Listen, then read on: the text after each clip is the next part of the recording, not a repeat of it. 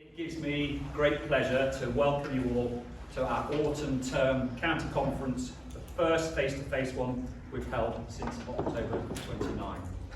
And I have had the pleasure of meeting some people here today for the first time face-to-face, including Doug Miller, who took over as DC Itchen North, who I interviewed and recruited and appointed all online. So, and there are a few other faces here as well. Simon being another one who I don't think I've actually met, but has been in the post for a little while, so great. It's lovely to see all of you here today. Thank you for taking the time to come down. We've got a number of updates for you, with plenty of time for questions and a chance to catch up with one another. So it's been great to see you all meeting and greeting each other today. And I'm sure for many of us it's the first time that we've met one another for 18 months, if not more. I'm delighted that we have with us today as our keynote speaker the new UK Chief Commissioner, Carl Hankinson, who I'll introduce later on. But congratulations on your appointment as our new head chief, and we look forward to hearing you shortly. First of all, let me say a big thank you to you all for everything that you've done throughout the COVID pandemic. I know that we're not at the end of it yet, but through your grit, determination, resilience, you have led Scouting through one of the most challenging times in our history, and I'll talk about numbers in a minute, but the fact that you've done that, and the way that you've done that, the agility that you've shown, the flexibility, the determination to bring us through to where we are today, it is fantastic, and without you we simply couldn't have done what we have done. So a really big thank you for that. You all know I'm a very strong advocate of the awards and recognition system, and throughout the COVID pandemic, and particularly this year's Roll of Honour, we've seen more and more adult volunteers being recognised for their good service. 4 pages of the Roll of Honour, with nearly all of our districts represented on there. So again, please use this time, if you haven't done so already, to make sure that you go through line by line every adult volunteer that you have in your district or teams, to make sure that they're not missing out where they deserve that recognition. So please do that. We're bouncing back, and we're bouncing back sizably, which is fantastic, and I'll talk a little bit more about that, but we have been undergoing the young person headcount. I sent an email to DCs last night just to remind them that the closing date is today, but by and large, a large majority of our sections and groups and explorer units have actually put their numbers back in. And I can tell you that those numbers are amazing. Hampshire, in fact, based on those numbers, has grown by 21% since the 2021 census, and we are the second largest growth in the southeast of the counties, of the 9 counties in the southeast. But we're equal top in the southeast region for growth since 2020. So you will recall in 2020 that was our historical peak in Hampshire in terms of the numbers of young people in Scouting in our county, and we're already 1% up on that. Normally we'd be pleased with a 1% growth or any form of growth, but to say that we've grown beyond 2020 in the southeast is just phenomenal. So again, well done to all of you for everything you've done to support your adult volunteers coming through, to get the young people in through the door and to continue Scouting. So again, massive achievement, which has been led and supported by you. We undertook an emotive, sensitive piece of work from February, when the county leadership team and the county board of trustees decided that one thing we would do would be to close our smaller districts. As ever, that's the sort of thing that'd be quite challenging to do, and it has been. But the good news is, we are moving on from that, and some of those districts have either transitioned into being part of a bigger district or are in the process of doing that. We closed Silchester only recently, and their groups were split between Basingstoke West and Basingstoke East, with the Explorer unit going into Basingstoke West as well. You know, and by all accounts from the people who are there, that has been a really positive experience. Difficult to get there, but you know, we're now reaping the rewards of that change. On the 1st of October, New Forest North and New Forest West merged and became New Forest District, and they were the first new district that we had created in Hampshire since the formation of Southampton City on the 1st of June 2004. So they're up and running, and people here are representing them today. On the 1st of November, or thereabouts, Kerry, we're hoping to see the New Forest East and New Forest South joining up, and they're going to become New Forest Solent. So that work is well and truly underway. And Mike McHugh and Angela Knight, Fareham East and Meon Valley, are bringing those two districts together, and we're hoping that that's going to be done by the 31st of January. And then our smallest district, Petersfield, with 4 groups. We're looking at plans for that, and some of that work has just been paused for other reasons. But they're up and running, and they're on their way. So that work is developing, and there are other thoughts and ideas about other stuff as well on that. So my thanks to everybody really for all the work that's gone into that. I absolutely recognise firsthand that this is not an easy thing to do, and there will be lots of people who say it's not the right thing to do, but as I said when we did Project Boundary, in the history of this county there have been 57 district changes, so it's not new, and it's something that will probably happen again in the future. So we should never sit back and rest on our laurels. You know, I appreciate there's lots of history and emotion that's attached to all of this, but I truly believe that the reasons that we've done this for those smaller districts will pay dividends in the future, particularly for the young people and the adults, which is the reason why we did it.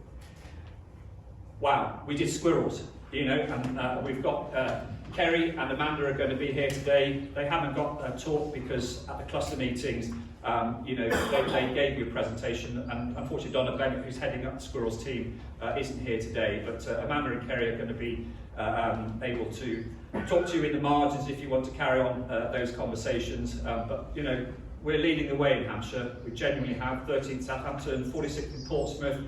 Portsmouth was selected, and Kieran is here as today, was set up to be one of the district pilots, and you know, we're really forging ahead with that. So and I know Carl will talk about that as well. On the training side of life, wow, again, you know, I think back in January we had a non-compliance of about 26%. I won't count as today, because I know the vagaries of the system from 5 years to 3 years have kind of made things go back a little bit. But up until the other day, you know, we had reached the national target of 2%, both for safety and safeguarding. Huge amount of work is going into the first aid training, led by Mike Baxter and the team there, and I know that's going on all around the county. But my thanks particularly to the county training team, our county training managers, the local training managers, and our TAs for helping people through that. And of course, the other challenges has been the wood badges, which is also going very well.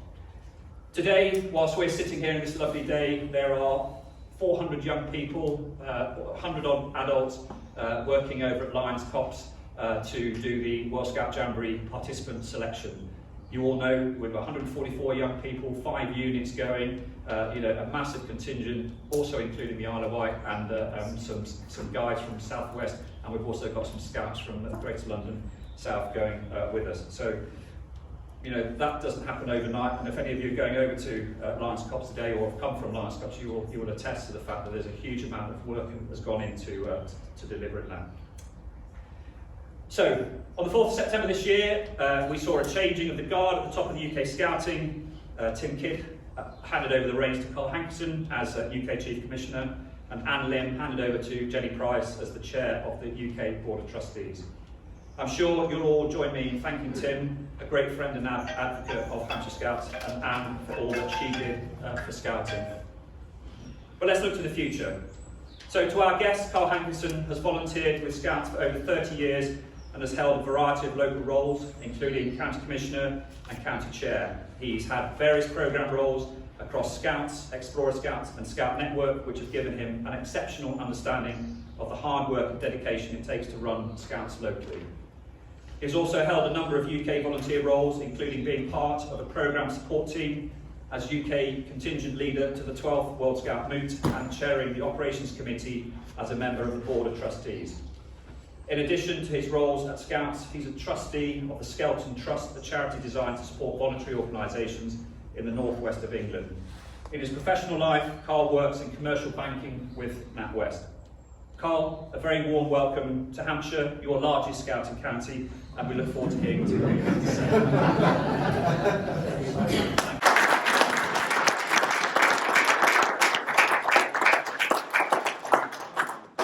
I've not had a heavy night, I've got a cold, and I've taken my COVID test. I've not got COVID either, so if I do occasionally do this, I'm apologising.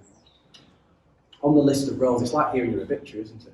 It's not great. But on the list of roles, what it did have was the last time I joined Hampshire for an event. That was 27 years ago. I cleaned the toilets. If any of you are ever involved in ham jam at Great Tower, a couple of them. Yeah, well, I spent most of my early days as a young volunteer at Wadica, West Lancashire, and then sitting in Great Tower on the service crew. Yet some of your behaviour in toilets, let me tell you, 27 years. I've held this for a long time. What were you doing? It was terrible. Anyway, what a wonderful event. What a wonderful event. Which reminds me, because when Martin says largest, it's a county that we've admired up our way for some time. Because we lent you Bill Brown, who we've still got, who comes from Fleetwood, who I thought was bonkers years ago, and I think the world of it, it's just wonderful. And then we met a lot of your Hampshire Scouts people, HSX, Russ Park, we call him Russ the Bus because of all the transport he did and whatnot. So you've had a reputation where I've scouted for a long time as a county that's led the way in lots of things, and we've admired what you've done. So it is actually a real privilege to join you properly for an event, not just clean the toilets. And therefore, what I'm going to do is I'm going to take you through some slides. There'll be no quiz on the slides, that will be fine. I want to say a little bit about what we're finding, what's happened over the last period, what's just happened in September, a bit about the future, some of the things that we're working on at the moment, and then there's an opportunity for question and answers. But there's nothing off the table, we're all on the same side. If there's anything that's on your mind, on your nerves, people you want to ask about what we're doing or insight and stuff, just say so. And one of the advantages of doing some of the county commissioner dinners we've been doing recently with the South West in Exeter last night, is you pick up things that you think, right, that could be better, right, leave that later. So please, just anything. Our job is to support as best we can. So, as Martin said, I think this is right across the UK. We are beginning to get back at our best. It's been quite an extraordinary 3-4 weeks, but since summer, since September, it's started to feel quite different. It's the mood that we're getting right across the UK. And thank goodness it is, because we've gone through one of our tested times. But look at what you've achieved in Hampshire. Martin's already said some of this morning. This is where you are. I want to underline, this is where you continue to lead the way. We would not have Squirrels launch, and I'll say just a little bit about that from a national perspective shortly, without the work that you've done in this county. And it's difficult, sometimes to step up when people say, we've got a good idea, but we're not sure it'll work, will you help us? Because it can sound like hassle. It can sound like you want someone else to take the pain. But you stepped up, we'd love to have a go at that. And there's been mistakes we've learned along the way. But without what you've done, not only have young people and other volunteers in Hampshire not be able to benefit, but we've not be able to emulate that and translate that across the UK. So thank you for what you've done and you can continue to do with that. I'm thrilled. I was looking at Twitter this morning. You see all those young people on your Jamboree selection. Of course, your heart goes out to the ones that are going to get selected, but then you've got so many other opportunities that you can offer them in Scouts, in Hampshire, can't you, as well? But the fact that it's happening is not just a benefit, I think, for those young people, but for everybody else. We can see normal Scouting happening again. That's got to be done. And it's an exciting activity as well. I think you do deserve thanks, but it's been hard to do the safety training. And let's take the 2%. Let's not worry about the last bit. But to go from where we've been to get after that has been difficult. It's tested us. It's made some people grumpy. It's made other people happy. Some people have just got on with it. Some people have found the technology very difficult. And you would not in many ways choose to decide to look at our compliance training of safety and safeguarding during a pandemic. But it's something that we felt that we needed to do. And so it's required a huge amount of cooperation for everybody, and we're very grateful for everything you've done there.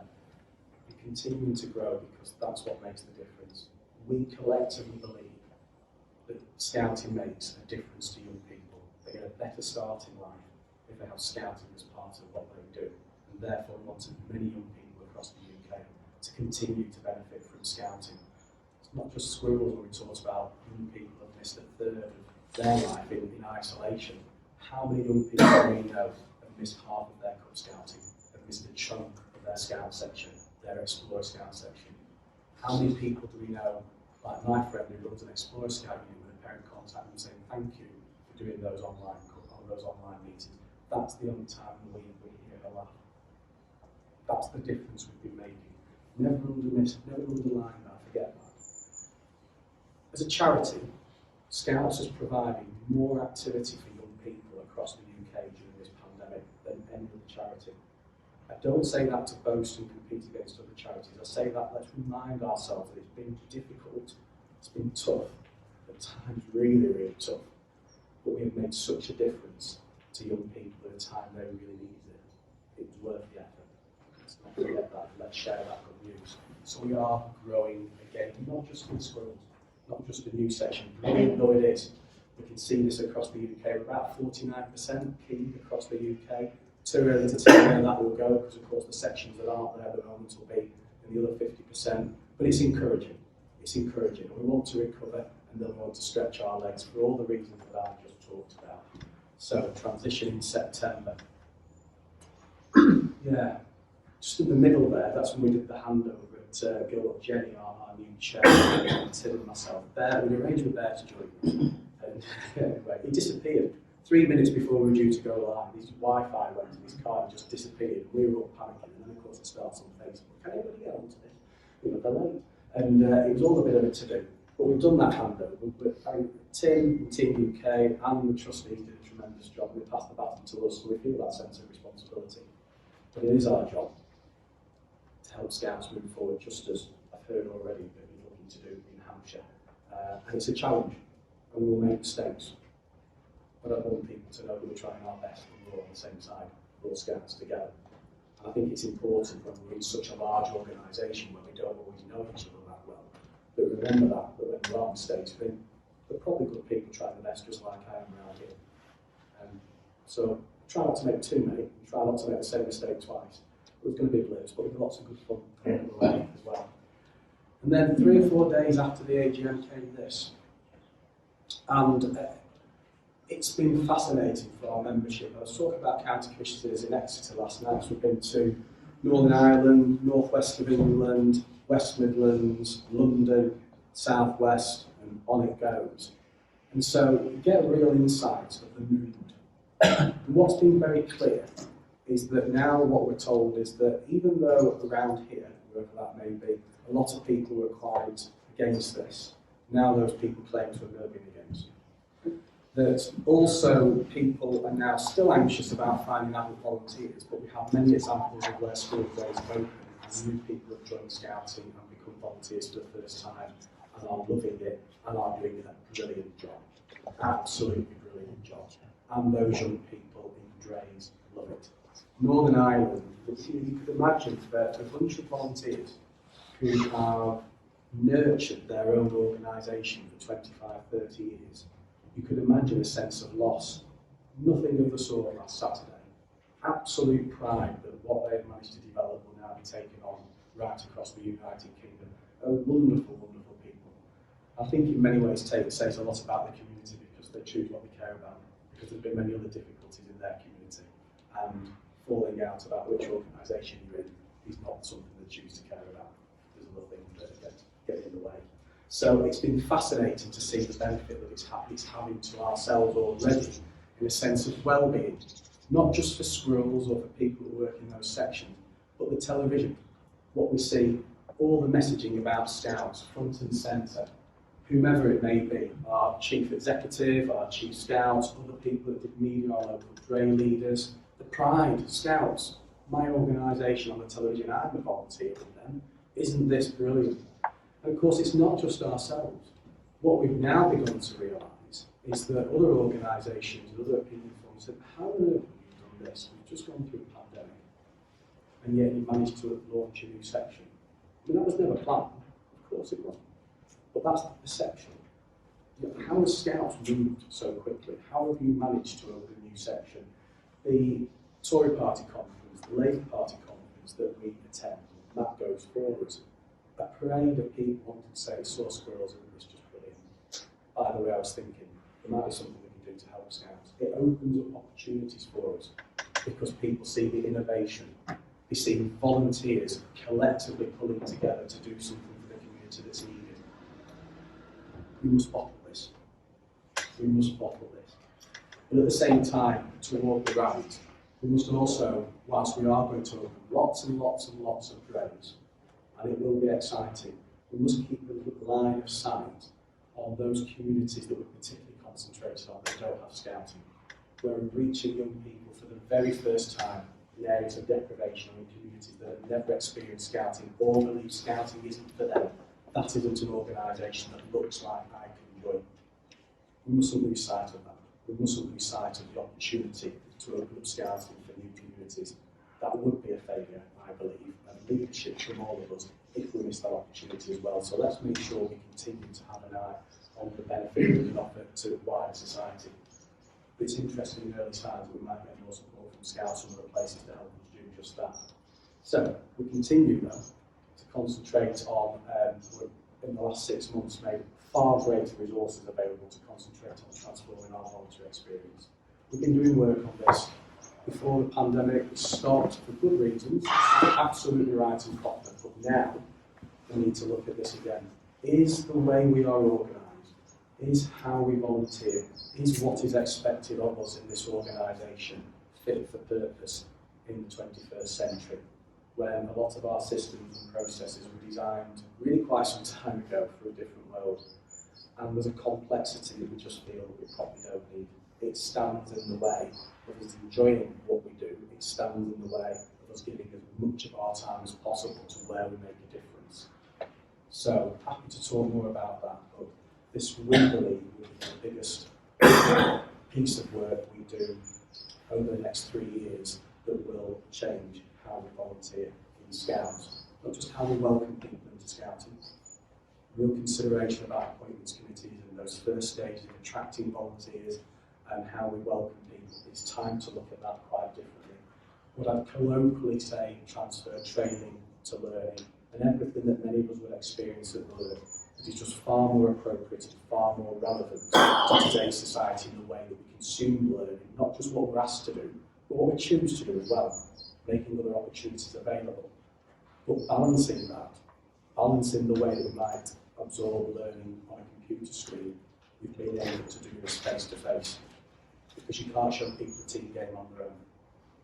And sometimes you do need to be brought together to enjoy each other's company, to realise that it's great fun, and we can enjoy what we do, and picking up ideas and thoughts from each other. So there's got to be a blend, and that's in our mind.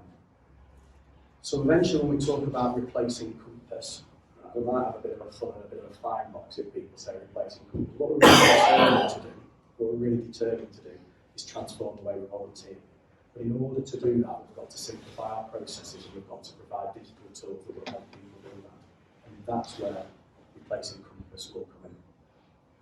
And anybody that works in that industry will know there's far more options available these days than there were quite some time ago when that decision was taken in 2009 and then implementing out, and most of us know the history. We think we've got an answer to youth data. Our trustee board meets next Saturday. There's a paper going to them to say we've wrestled with the whole topic of we don't know who our youth members are for really quite some time. It presents all sorts of problems to us. As an organisation where local activity mitigates central risk, and centrally in this world we continually get asked by other organisations and regulatory authorities, how can you assure us that your organisation is safe? How can you assure us that you comply to the law and to the regulations in 2021? How can you assure us that you know who your members are that are engaged in your activity, so if we need to identify them in the future we can? Truth is we can't do that. And we have to deal with the world as it is, not as we'd like it to be. We've got to find an option. We've got to find an option. that make sure that we can give space for us to do scouting locally in the way we'd like to, but we can also manage our responsibilities centrally. I've talked a little bit about management and leadership in the blog I've written this week. I think we've got to get to a space now where recognising when we've gone through a pandemic, we've had to do things, we've had to make decisions, we've had to manage things, we've had to be very clear-minded. Now we're in a place of hearts and minds. Volunteers prefer to be led, not managed. I think we talk about line management far too much in scouting. Doesn't mean I don't believe in doing things properly. Of course I do. But I do think we've got to start from a point of view of trying to encourage, support, lead people, reassuring people. And actually, our roles are to support people in sections who lead scouting. It's where it happens, isn't it? The rest of us are here to support them. It's really important that we think about this, I think, in our behaviours and our language. But we are going to need to keep people safe, not just compliance training. That might get us to where we need to be in terms of evidence, but it's not a culture that's maintained, is it? So we should still see over the next couple of years there will be other work that we need to continue to do to make sure that we see ourselves as a safe organisation. There we'll attend COP26 in November. Scouts, young people, and they're in that global platform, Scouts being seen as an organisation can respond to a global challenge. It's not just about politics, it's about what's right. And it's also about what our young people and our volunteers tell us is important to them as well. And some of the programmes we also put behind this, freshen up a programme. Freshen up a programme. And this is one of the challenges we'll have with Scouts. How do we maintain our programme, the traditions of our programme, and we do the activities that we know that we believe is good in Scouting, and blend that with contemporary issues that we know is important to young people today. We've got to find a way of working together. That's been a perennial challenge for us, not new. This is one that we're dealing with now. We get excited about squirrels. We'll talk about squirrels a lot, but we are going to look at Explore Scouts and Scout Network. They're 20 years old next year. It's time we looked at the offer we provide for adolescent scouting. We promised to do this some time ago. We stopped. We're now going to restart, and we'll be looking for people to be involved in that piece of work as well. So nothing concluded, blank sheet of paper, but what do we think of the offer that we have for adolescents and for young adults in scouting, and what do we think it should be for the next future, for their future, not for the future of the scene in 1999 when it was developed. I'm happy to talk about this a little bit more in Q&A, but we've always had a challenge in Scouts is making sure that our membership reflects UK society. And we've tackled some of those issues over time. 30 years ago it might have been gender. Quite some time ago it might have been sexual orientation. It might have been young people shaping Scouting. Today's challenge clearly is that our membership across the UK does not reflect the population of the UK. And that's particularly from diverse backgrounds. It's something different in different communities, for sure. So it's a sensitive and difficult topic. Some people wouldn't recognise that challenge in their community, and other people it would be stark to. But as an organisation, as a national organisation, this is something that we are working through. We've had external consultants helping us. We're taking a report on to our trustees next Saturday. We'll begin to think through our response to that report and what that means for us as members and how we can make some differences. Again, I'm happy to talk about that. Next year, just quickly. We've got some exciting things that we can do. Listening to the events that have already been organised in Hampshire, let's continue to get people outdoors. Anything we can do to organise people when you're going camping. Have you got one plan? When are you thinking of doing it? Are we going to do some outdoor activities? Get people back outdoors and enjoying scouting, but also using the Jubilee not just as a way of supporting our patron, Her Majesty, but also freshening up the programme as well. These issues come along from time to time. I think we can have some fun with this. And there's a list of opportunities that we can get involved in. Some trickier than others, but there's going to be lots of activity next year. This is not only a way of young people and ourselves enjoying what we do, but also showing how we support the wider community. We encourage everybody to get involved in that. We will continue, therefore, to support adult recruitment. It is clear that after the pandemic, we've lost volunteers, and that's sad. It's also clear we've gained volunteers from some people that have said, I now want to volunteer. I've thought differently about my life and how I spend my time. My work circumstances have changed, and I can now consider volunteering because I didn't think I could do before. we've got to support that as best we possibly can. It's so important to us. We'll continue with those key messages for our volunteering campaigns, to do everything we can to create an environment in which we can all succeed. What resources and what we can do to continue to help you. So, lots of videos already on our brand centre. We've got lots of different resources that are fresh, contemporary, have good messaging, are there for you just to take, use, put Hampshire Scouts around them, just use everything we possibly can that will help you make your life easier. But we will continue to put more and more resources there and lots of other things to help. But listen, well done. It's not hollow words what I said earlier. You've done an incredible job over this last 18 months. We've trailblazed for a long time in Scouts. And actually, for the UK Scouts, what we need is Hampshire to continue to trailblaze, continue to lead the way, continue to do your best, continue to help us try and use innovative ways of trying Scouting. And I promise you that that will have a benefit right across the UK. It's incredible what you do. Well done, everyone. Thank you.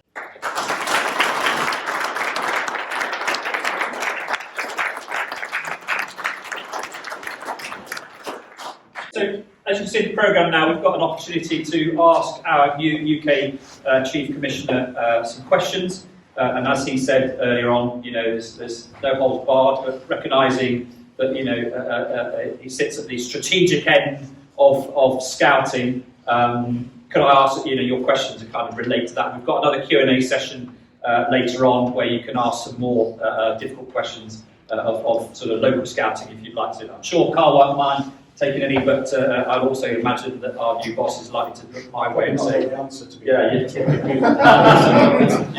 you need to answer that. So Carl, thank you very much for that. A really fantastic brief to us all and setting out what you're looking at. So please, the floor's open. Ask away.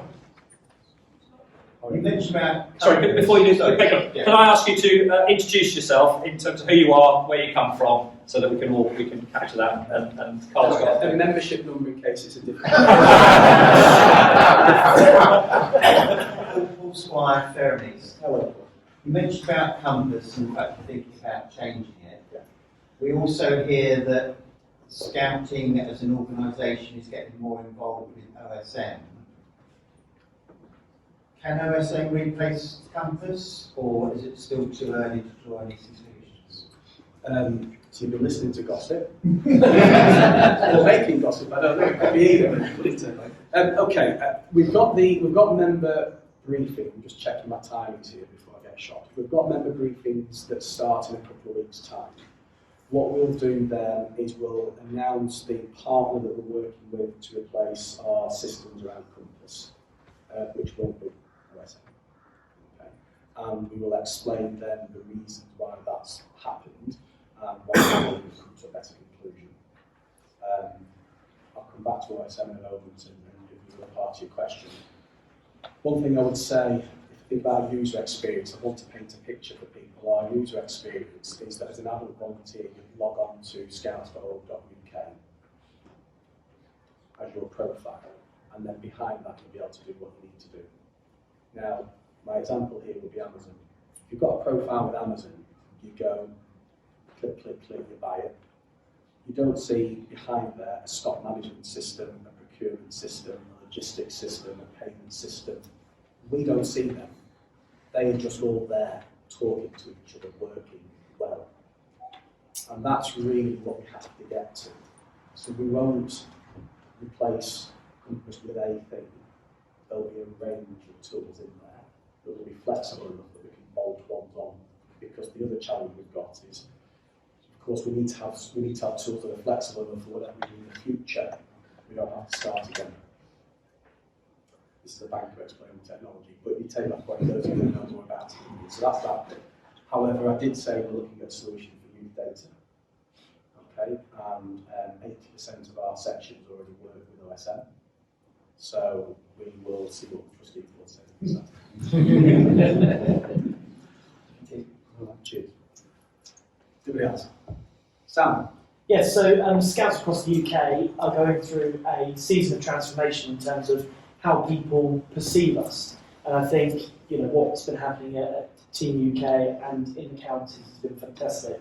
about how people perceive us. We're breaking down stereotypes, we're showing more inclusive, etc. From your point of view, what do you think more needs to be done from an immediate point of view, in addition to what's currently being achieved, to transform how people perceive us as Scouts? Thank you, Sam. Okay, well, let me talk about personal experience on this. So we've just put together a UK leadership team. Transferred members across from Team UK and recruited 6 other people in. That team is excellent. In my view, they're all individually excellent. I would like people to feel well led by good scouters with professional backgrounds that know what they're doing. However, and this is something we need resources for transformation we're trying to survive, so that's put us back. Okay. Secondly, timescales is that we should start seeing the first signs of this in 2022. But we're not going to all do what we do now and then tomorrow flip into something that's completely different. That we will not be doing that. Okay. So when I say 2022, we'll see the first stages of that, but then you should see over the next 2 or 3 years different changes to go with it. And those dates aren't pinned down yet, because we're behind where we wanted to be, as I've just described.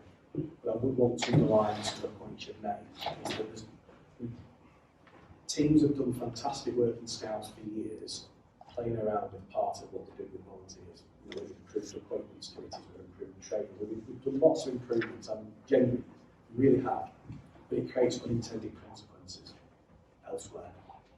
And it just becomes too complicated. And that's why we've taken a step back and taken a brave but difficult decision to say, well, what do we want this to be for 2030? What's life like now? How do we need to do this? Get controversial points, because it's a good example. You know, in the late 60s when that was created, and as a risk mitigant, we wanted to see the whites of someone's eyes to think, oh, let's work out if they're suitable. You can understand that. There are different ways of managing risk these days. And there's also different requirements to welcome people into Scouts and not torture. Some appointments processes are embarrassingly torturous. They just put people off. It's shameful. But people are trying their best to do the right thing for Scouts because they want to protect people. So I'm not criticising people's motivation at all. We've just got to systemically better than this, that we can organise ourselves better. So Ramadan, because I'm passionate about it, just to say it's going to be difficult for people to find change and comfortable. We're all going to have to work together to lead people through this. But I don't see the best way forward to be, well, let's just simplify training to be flippant. That's not what you're saying there, Mike. But because that would be such a hollow victory that we'd all think, what's the point? This has got to be so much better. Just one other point is that, is there any thoughts about changing titles? For example, district commissioner means nothing to lots of young people, but it's to make scouting reflect more of that. You have a group scout leader, so why don't we have a district scout leader, a county scout leader? So what you hit on is, I believe, the most significant aspect of transformation, because people see this work, right, as, so they're looking at training, they're looking at appointments committee, they're looking at good service awards, because they're tangible, you can see it and feel it. No, the main point is, how do we volunteer? So at the moment we role-based volunteer, we don't team-based volunteer. I'm talking about that, but that's essentially what we're doing. Is that right? Is it necessary? The point about commissioners, I mean, what an awful archaic term. I mean, really. But then brains greater than mind sit around and say, what do we replace it with? And then we trap ourselves in a bit of dirt. But what we do know is we have to change it. We cannot continue with these sorts of terms because words matter and it sends a message. So you're spot on right. If you've got any good ideas on what they should do, we'll pitch an idea for Hampshire. Because that's part of the challenge. But people shouldn't just expect, it's appointments committees, it's training. No. It will be what our roles are, how we volunteer together. We believe in team-based volunteering. There's a statement we concentrate on the people that work directly with young people. Then we work out what support they need, how they need to be led, and what the governance looks like around it. That can be simplified greatly. But we start with the end of that, where young people get scouted. That's what I talk about back. So Ian, chair at Hannover. So if I can read what you're saying, what you're looking at then is the on the way to get the volunteer experience is going to be looked at more holistically. Absolutely. And more strategically. So you're not going to then say, well, and hopefully within that space, that will then take into consideration, well, what do sort of the volunteers do at front line? How does training best and experience best support the delivery of the programme? Probably what does some of the programming elements look like? Quite like you said, what does the team support look like? What does then that district support look like? And if you look at it sort of, because since I'm coming into scouting more on the administrative side, everything does seem to be quite silent. And actually, it's I think half the reason why some people say, well, I just want to get on and do the scouting. It's not they don't want to do the training, but it's almost that the training or the OSM or the compass or whatever it is becomes a hurdle to delivering I want to get people out camping on a Saturday morning or 3 o'clock in the morning. Well, a couple of points. Firstly, you're spot on, right? We've looked across the sector at volunteering elsewhere. We've used a service design agency to help us. We haven't got all the answers in the organisation. So we've looked elsewhere to see, good practice and how that can benefit us. And we've generally started from 2030 what we want volunteering to look like, not what's it been like, because then we get trapped in the detail of how it's all hanging together. What do we want it to look like, and then how do we get from here to there, and then how do we help people to transition? And that's incredibly important, we think. And there will be some judgments because we've got 100 counties and 700 districts, they're all doing things slightly differently. In truth, when we've done the consultation, people will say it needs to change. But when you probe it further, often that means what that means is everybody's got to do what we do around here. So you probably, so that's it. There are pitfalls here. But we feel we have to be brave and think, how do we want to be organised? Do we need the same governance at group level that we have at district level? Question mark. Do we need the same duplication of roles that we have at district and county level? Question. I mean, it's all to play for. We'll say, what would we do? What is our first level support a district there to do? What is the second level support a county there to do? What is the purpose of this charity? As a county or a district? It's not to be philosophical just because we like thinking about things. We'll start with first principle. What are we here to do? And then you can think about, well, what is the structure and what are the people? How will we organise ourselves to fulfil our charitable purpose? And actually, it's very difficult. If you did the traditional Mr. and Mrs. Booths, if you remember with the earphones, then what is scouting here to do? Thank you. What is scouting? Actually, it's really quite different answers. Yeah. Hi, Harrison. I'm a district commissioner in basically sort of district scouting. Following on from this conversation we're having about structural scouting and the way it's set up, one thing I've realised in the last few years is that scouting seems to be becoming more professional. We changed from executive committees to boards of trustees, and the roles within those committees have changed and roles have been defined.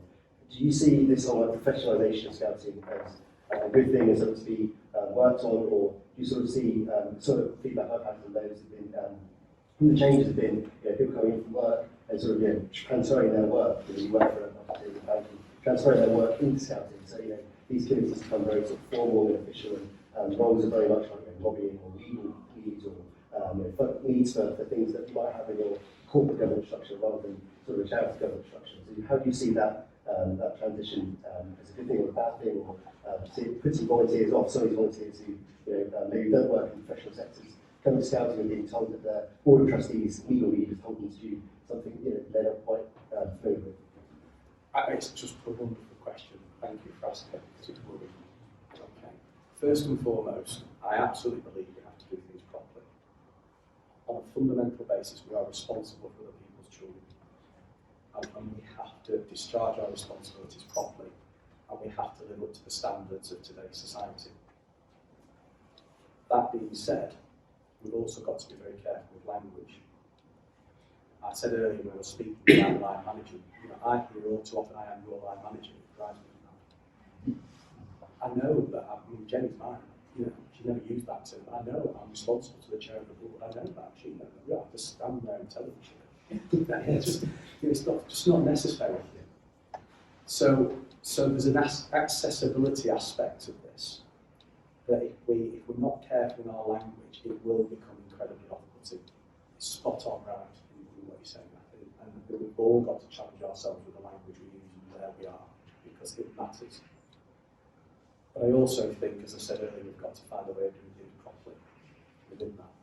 And your point about executive committees and trustees is a really interesting one, because it's been off-putting talking about trustees to some.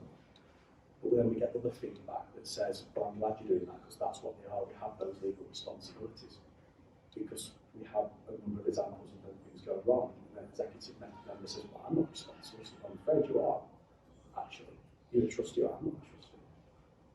Now, that's not just the language. There's a whole series of issues in there around, clarity, information, support we give people, etc. But there's a lot in what you say. There's a lot in what you say.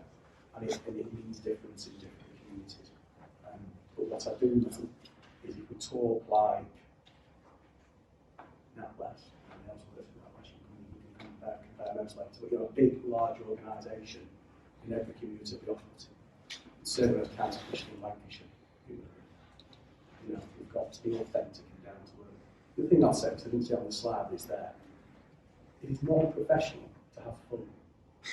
because we seem to have got ourselves in that position that, well, we can't laugh. We've got to do things properly now. It's a hobby. It's a hobby. So that's also important as well. You've got your hand up now this chat here. Yeah, Oscar of the EY. EYR's on the County Board of Trustees.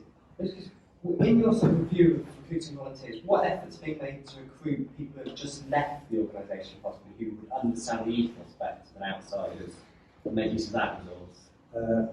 So a mixture of effort, but not enough. And by that, what I mean is that, so I can think of some districts where they have found a way of saying to someone on your leave, can we keep your details, do it properly with data protection, can we keep details and keep you in touch, and then they can go back to people. Or some that are very deliberate at saying, ringing someone, how are you doing? Others that don't do any of that, others that are trapped in data protection world. One of the challenges we have with our management system is our management information is poor. So we can't easily give information to people that will help direct activity. That's one of the challenges that we're looking to address by replacing some of the digital tools that we currently have as well. So I think that what we're going to need is a mixture of nationally for us to create the environment to provide resources and tools to be able to do that, but also local activity. We can promote volunteering at UK level and say Scouts is a good place to volunteer, because we can tactically target people that perhaps have been Queen Scouts that aren't in the organisation. We can create an alumni programme, for people. But that won't be enough. It will require a complementary local effort for people that will also be doing exactly the same thing. And I don't think we'll ever put a tick in this box. I think we'll always know that we've got to do more. So I can give you a sense of some fragments of really good things happening and a lot of effort, but not enough. Let's go to this chap and go back to you. Paul, Chair Bramsell. How with the pandemic experience do you see working with other like organisations? I'm thinking of people like Gold Guys who have safeguarding and all this sort of stuff. When we're talking about computer systems and all that, there may be some synergies around that, and I was aware that there was some earlier conversations going on amongst some of these like organisations. Would you care to comment on how you think that could go? Yeah, so two things. I think that a lot of our plans have needed to be rethought because we've learned things through the pandemic. That's the first thing that I'm touching on. We're all more familiar with something called Zoom than most of them remember about 18 months ago. But it changes, changes your thoughts about how you do things differently. The Pears Foundation have given us £2 million to work jointly with Girl Guiding to provide a welcome experience, because Girl Guiding has got the same challenge we have. How do you attract and how do you recruit and how do you welcome safely, but in a friendly fashion and a compliant way? They've got exactly the same challenge. And the reason the Pears Foundation has made that money available is what they're looking for is innovation across the sector. They're looking for two organisations in silos to come out of them and say, well, let's try and solve this together, shall we? Exactly the point that you make. So that's a very tangible example that's exciting for us because it provides an amount of financial resource that allows us to think about doing this properly. That might be unkind intent. We can really concentrate on doing this properly. But I would just probably also say that Girl Guiding and Scouts have both got a desire that we don't compromise what's important for our own culture and the way we do things because we're working together. that provides challenges, but that's okay. That's okay. So I don't think that helps, but it's just a very honest example of what we're doing. Hi, I'm Amanda from the County School team, but also part of the Hampshire City District. I just want to know, when you talked about the looking at the youth sort of like end of it with the explorers network section, what is there going to be anything that's going to be done about young leaders? I don't think as an association we make enough. There's so much opportunity there, and we don't actually do enough with that section. I think the misconception is they have to be an explorer to become a young leader, and actually, you know, students that are at school looking for a career in childcare or education, this could be something that could benefit them, and they are our future leaders. And I know there are groups that are brilliant with young leaders, but when you look across districts and across how many young leaders we have in an organisation, there's not actually, the percentage is quite low. Okay, thank you. Yes, okay, there's two sides to what you said. By looking at Explorer Scouts, that will, by definition, mean we'll look at young leaders. You know, what they are, the scheme, the support, just everything about it. And I want people to read life because we think it's a failing issue or no, it's just that we put a lot of effort into squirrels for all good reasons. We also believe we need to look at what we offer to teenagers and young adults. And so we'll definitely look at it. The other thing that I should just say to you is that when I've been answering before about volunteering, the other area that we're looking at for young leaders is how do you then recognise what a young leader has done at the stage that they choose to become a volunteer, which is pure language in itself, because they're already volunteering and pretty impressive. But there's too many examples of, well, yeah, we have to do the proper training now, and that sort of language. It comes from a good place because someone's, wanted, but it just doesn't work, does it? And it's off-putting for people that have already made a commitment. As a county commission, we have 568 sections in West Hampshire, one of the big issue. But I can tell you the ones that had young leaders working with them was a violence. You just knew. It was a proxy indicator of success. There was young leaders in the section. And the adult volunteers, they said to me they know how to deal with teenagers because they get on with it. There's just so many benefits to this. And young leaders are impressive. Impressive. Yeah. Couple of last questions. Yeah, one more question. Yes. Tom, I'm the other EYRs board. Following on from the youth-led bit about the young leaders, should we be encouraging our young leaders to become more involved at group, district, county levels? I personally think the role that myself, Oscar and others hold on the board provides almost a unique perspective. Should we be encouraging districts and groups to take that similar approach and having under 18s who are not trustees almost sit in on their meetings and provide that experience for them so that eventually long term they can become leaders? Well, I mean, as an ex-chair of the County Venture Scout Council in West Lancashire, I was a gobby 18-year-old. Any leader that was around at the time will tell you that. But boy, did it help me grow as an individual. Nobody in banking has asked me to tie a sheer lashing. They've asked me to lead my peers. They've asked me to lead teams. They've asked me to work around people that are more talented than me and know more about life and experience than me and be able to have the confidence to operate in that. But I can't speak for you because when I was your age, that world gone. So we have to have that voice there. We have to have that. It's at the foundation of what we stand for as an organisation. And we've not got to get wound up by our structure or what do we call it, what appointment. Just get people involved. But nurture it, make sure it's welcoming, make sure that people are settled in, make sure that people feel it's a positive experience for them, it's not tokenistic.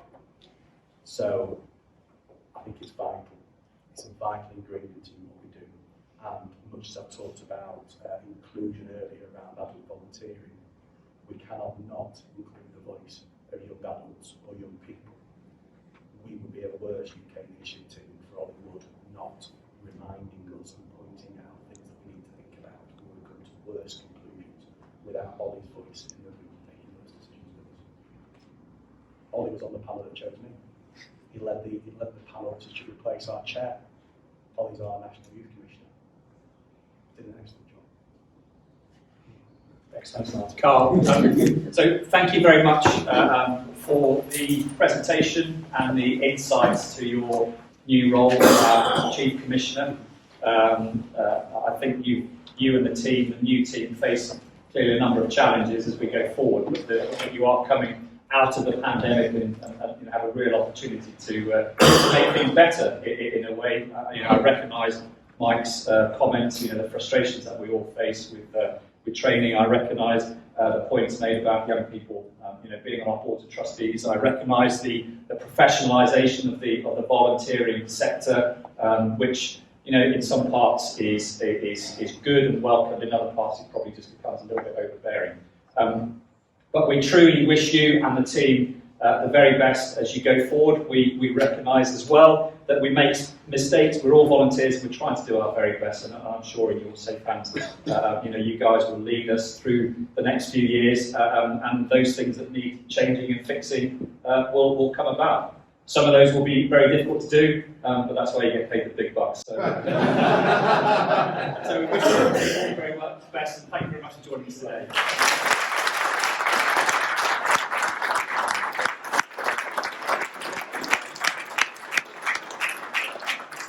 It's only in the last few weeks that we did our cluster meetings, but this is the first time that all 4 clusters are now together.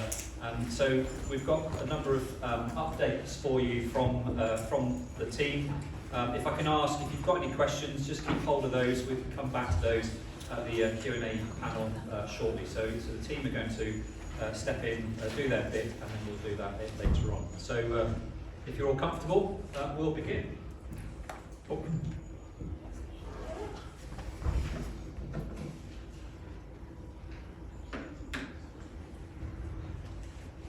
Hi, I'm Teresa Jin and I'm the lead volunteer for the programme team. We are all so pleased and excited to get back to normal scouting and planning events and activities for all our members. So here are the ACCs to tell you about what's going on in their sections. Enjoy your day. Hello, my name's Mike. I'm Assistant County Commissioner for the Scouts for Hampshire. 6 to 10 year-olds at Post Jumpers. Last year we managed to do some activities that we planned. We had our virtual picnics for Murray Parish Trust. We last completed raising a few £100, which is vital for our work. We've had an adventure day at Fenwick Scout Activity Centre last month, and we've got Waters Park in a week where we've got nearly 1,000 of us across the weekend visiting and having fun on all of those. That's my fun used to do what they call be-or adventure day as well. In the next year ahead, we've got a return to 4 Kings of planned for spring. We've got our 3rd county boot camp in June, as well as also the picnics and Waters Park again. It's been great over the last year seeing how the leaders still carried on trying to do as much as they can and adapt it to everything that's going on. And I'm looking forward to everything we can do in the future. Hello everyone, my name is Simon Mainwaring. I'm the Assistant County Commissioner for Section Support for Cub Scouts. I started the role in November 2020. Me and my team are currently working on an annual programme of activities and events. These will include 3 planned ADC meetings per year, a scrap heap challenge and a chess competition that will alternate every other year, a Cub Scout talent, virtually based event, a virtual camp, adult volunteer and leaders days, an ADC day. We're going to do a multi-site same-day activity where we all picnic at the same time. That'll be across Hampshire. We're going to reintroduce the camping challenge badge that was done virtually during COVID. We'll try and make it a little bit more reality. We're working on a 3-year programme which will include big residential and activity days. And then we're looking forward to the 110th birthday of the Cub Scout section in 2026. Thanks for your time. Bye-bye. Hi, it's me again, and I'm going to tell you about the Scout section. Currently, there is no ACC Scouts to lead the section. If you can think of someone who may be interested in this role, please do let us know. So Scouts have been keeping busy across the months in their groups and districts. And a county event that they've really enjoyed is Taskmaster. This has been led by our CC, Martin Mackey, and this will continue with more challenges being released for them. A County ADC Scouts meeting is set, and we will be discussing and planning future events. On the agenda is county camps, a new sustainability badge, and the resurrection of the Emlyn Trophy. We are also starting to plan a Hampshire Jamboree, so lots of really exciting events ahead of us. If you are interested in helping out with any of the events and the planning of Hampshire, please do get in touch. Thanks. Hello conference. I'm Andy Chapman and I am Assistant County Commissioner Explorer Support. Well, highlight news is that next year Explorer Scouts turn 20 and we're celebrating in typical Hampshire style. February sees Explorer 20 birthday camp, a mini jamboree style weekend at Ferdinand Office. Explorers can earn the exclusive Hampshire Explorer 20th birthday badge. The event is also launching the county initiative to signpost explorers to what's available to them in scouting after they turn 18. In October, we have the second birthday event, our trip to Alton Towers in partnership with Network. We will also have smaller events throughout the year, along with the return of our Hampshire Camping Challenge. Before that though, we have our return to face-to-face scouting event with the County Coodie. After the successful virtual event last year, applications are already looking good for a great event. In December, we have our Explorer Leaders Camp to offer skills training and a chance to chat to other Explorer leaders and share ideas. January, we'll see the Young Leaders Rally, and then in August, Hampshire finally returns to Canvas Day with Swiss Venture 2020, now in 2022. So an exciting year for Hampshire Explorer Scouting. Finally, I'd like to thank everybody who's helping to make all of these events happen. Hello, my name is Mike Baxter and I'm the Assistant County Commissioner for Top Awards for Hampshire Scouts. We've been working really hard to get our awards back happening face to face, and it's been really pleasing to see lots of groups returning to face expeditions at bronze, silver and gold level. A lot of our gold expeditions this year have had to happen in Hampshire, but young people have been challenging themselves to do more challenging projects and to do long distance parts such as 100 miles of the South Downs Way, which has proved a different challenge for them to going to normal places like Dartmoor and Brecon, which we're hoping to return to next year. We were also lucky to be able to run our Queen Scout presentation at the Chandlersford Methodist Church in early September, which saw 15 young people get presented with the top award in scouting out of the 30 that achieved it were eligible to attend. We're also working really hard to get a new Queen Scout Award online system, a little bit like EDLE, called MyQSA, which Louis Sockard has been working really hard on. We've also been working to try and get our young leader training back face to face, and we've run a few Module A's now face to face, but we are carrying on with our Zoom training, and we've made a lot of our Zoom training into e-learning modules that people can access at any time as well. So it's a very exciting time for Top Awards. Thanks very much. Hi everybody, it's Jules here, the Hampshire ACC International. After spending a long 18 months of not being able to do anything, it's great to be able to recommence international travel again. We already have about 10 trips on the books for 2022, involving around 700 people, which is fantastic news, and it'd be great to see some of these trips going ahead. We also are working on 2023, in particular the World Scout Jamboree and Project 23. And actually I can't be with you this weekend because we're off having the selection weekend. So hopefully I'm somewhere in the field, around 400 young people, hopefully having an amazing time. Hope to see you all soon. Bye. Hi, I'm Jamie, I'm leader of Hampshire Scout Expeditions, and I really just wanted to take this very short time to let you know that we have hit the ground running in our relaunch post-COVID of our programme. So following the success of last weekend's adventure race, where 20 Hampshire Scouts got very wet and muddy running through the New Forest and navigating their way around a course set by one of our leader team, we will be back into the mountains in 2 weeks' time, where we will be away for the weekend in the Brecons. Following that, 2022 sees us resuming our usual programme of adventures around the UK, including the Cairngorms in February, the Lake District at Easter, as well as 2 international expeditions, one to Morocco and the second to India in the coming 2 years. We'd really love you to get involved, so please don't hesitate to get in touch with me, and hopefully we'll see you on the next adventure. Thank you, bye. Hi, I'm Adam, and I'm supporting Hampshire activity clubs and Scout Active support units. Many of you may remember me from my previous role as a Vice President. But the call of the wild was just too strong, and like all of you, I want to get back to face-to-face scouting. So we've been busy doing three main things this year.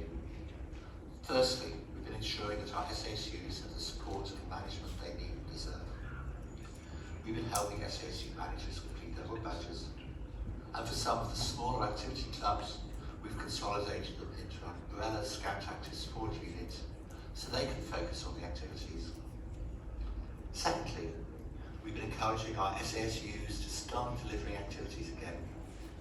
2 weeks ago, Solent Scout Sailing Regatta successfully restarted at Teswood Lakes.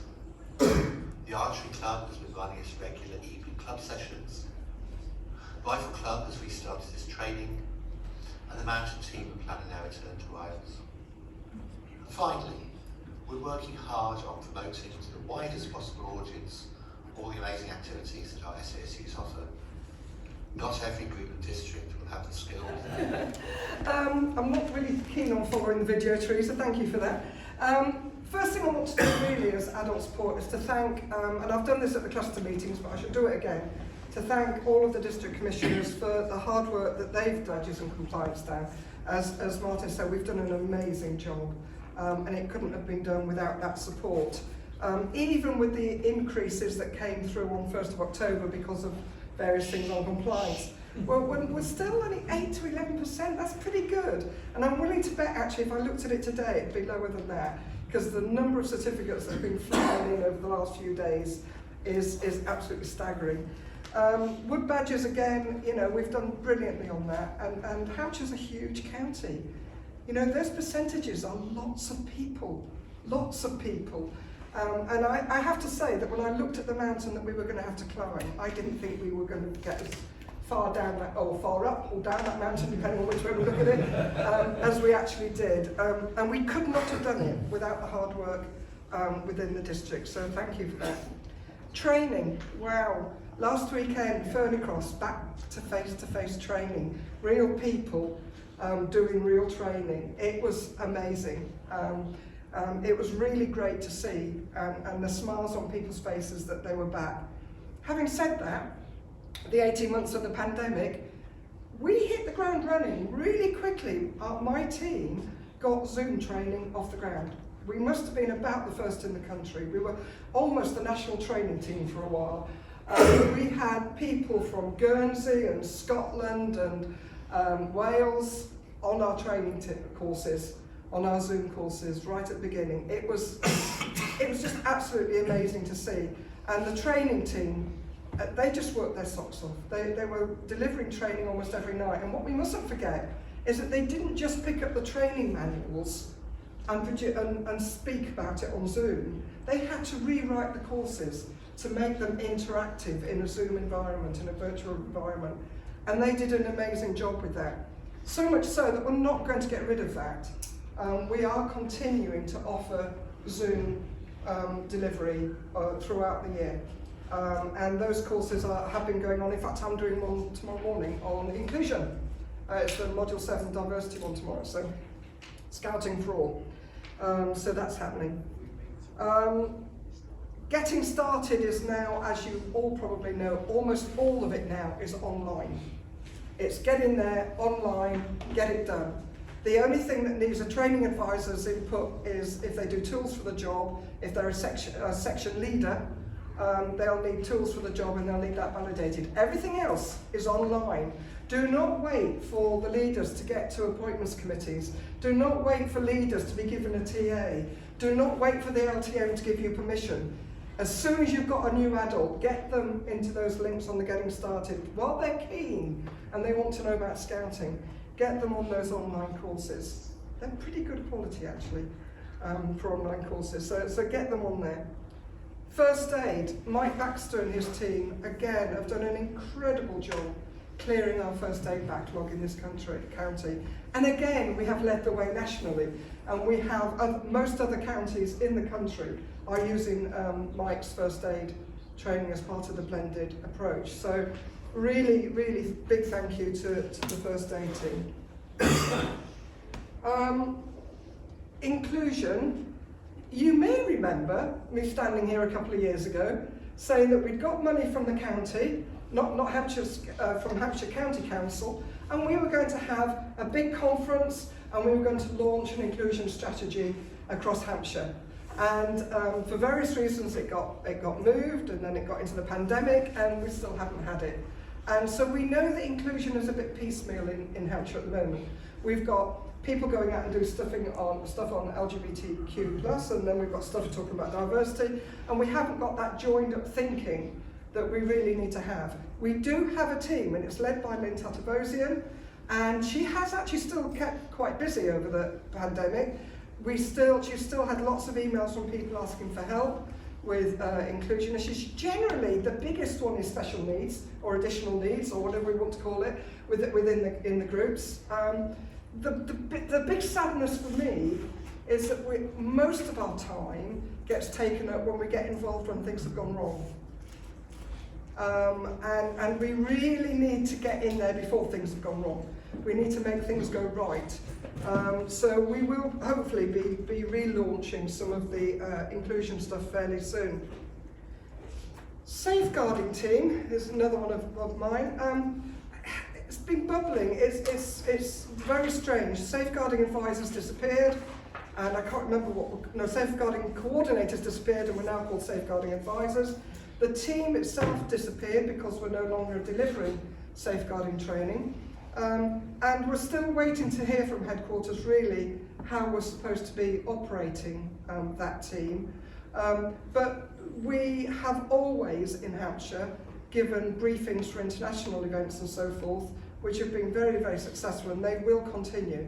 So if you've got international events planned, we would like to continue with those international briefings, because there are lots of things that can come up. We've got lots of expertise of the sorts of things that can come up on international events that are not dealt with in the safeguarding training, in the everyday stuff. So it's well worth just prevention, preventing things from going wrong.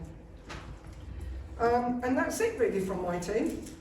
So thank you very much for all of that you're doing. I am incredibly proud of my team and the amount of work that they've put in over the last few months and years.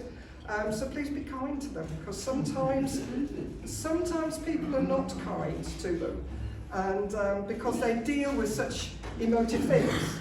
You know, the things they're dealing with are all the things that people get frustrated by, and we understand that, but please be kind to them. Thank you. The feedback that you've given us, you know, again, I think the benefit of having these twice a year county conferences. I recognise you've been sat down for a while. We're all looking forward to a few bites to eat and a little bit of a nap. We're right here. All right, okay. So I'm between the roles. So when you arrived this morning, you were asked what one brilliant thing can you reflect on over the last 12 months, and you asked to put it on here. So I won't go into any particular detail, but there was lots of Zoom, obviously, you know, was a key theme. Parental support, Zoom and friends, connecting through that whole process. I put adult volunteers because you're all brilliant. But then somebody else wrote brilliant volunteers, so that's all good. Understanding a difficult time, young people's enthusiasm, the sense of togetherness, keeping me sane in the madness. The commitment of positive attitudes as a whole district. I'm not going to name and shame, but somebody's obviously after some points because they wrote a new DC. And I know there's not many new DCs, so I can probably pin that down. Program adaptation, resilience, stability, friendship has jumped out, a can-do mentality, going camping again, and more openness. Cranberry Park, so obviously the gang from Charles Ford have put that in. there as well. So lots of positive stuff. You know, we've emerged, as I said, from a really, really difficult time. You know, we're not out of the woods yet, and as some of you have said to me, we recognise that there are adult volunteers who are still hesitant about returning, who are nervous about returning, and they look at the statistics and all the information that's out there, and that's fine. You know, we have to recognise that there are people who aren't ready to come back, but keep them involved, because when they are ready, you know, we need to bring them back in again. Before I close, I wanted to share this with you, and perhaps I can ask Amanda to give us the backstory of this. But we make history all the time in Hampshire, we really do. But this is really historic. So, Amanda, do you want to explain to everybody, this happened just yesterday.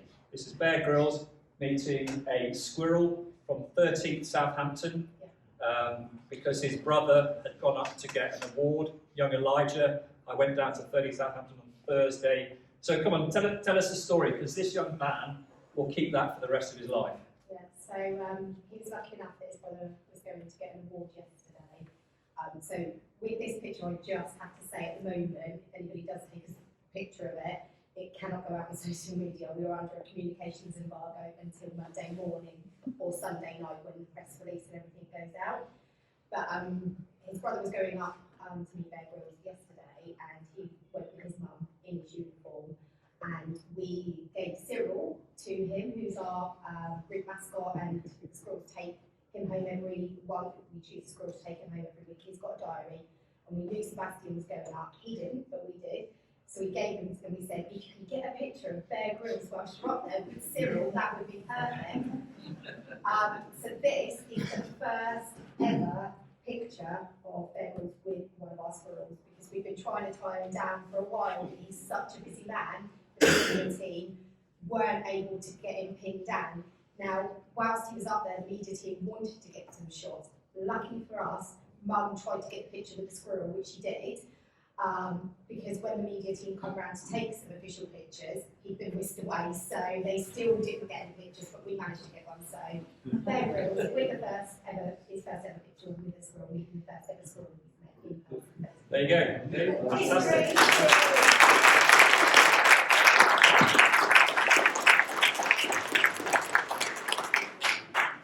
Right, let's go now. Let's get this into the end. Right, okay, well, thank you very much for coming down today, and a special thanks to Carl for sharing his time with us this morning. He's been on the road now for about a week and heading off elsewhere, so, you know, spread far and wide, but as soon as we knew it had been announced, I got in touch with him and he said, yeah, in about 6 months' time or whatever it was, and we've managed to secure him, keep him in the diary, anchored in, and here he is. So again, Carl, thank you very much. My thanks to all of you as well. One other piece of news, well, two other bits of news. We've got 39 people, so you'll have seen from the Hampshire Scout update that we sent the other day, 39 of our Scouters, adult volunteers, have signed up to support the NHS vaccine programme in schools. So for the 12 to 15-year-olds, which is fantastic. Like all these things, you get stuck in process. So I've had to write MOUs, find out what our insurance is like for that, making sure that they're checking their DBS. So Russ Park is cross-checking their DBS and membership numbers and all that sort of stuff. So a fairly easy concept, you know, get stuck in process treatment, but for the right reasons, because your adults are going in and working in the school community. So 39 of them signed up, and many of those are from the districts here represented today, so that's fantastic. And we're going to try and get some media out of that as well. Bit of sensitivity around the NHS, because it's political with a capital and a small p, but people have volunteered to do that. Okay, so my one piece of news for all of you is that I will be retiring from my role as the County Commissioner, and I will be stepping down on the 19th of March next year. I've done just over 4 years. I always said I wasn't going to do more than 5 years, so that'll take me to the sort of 4.5 year mark.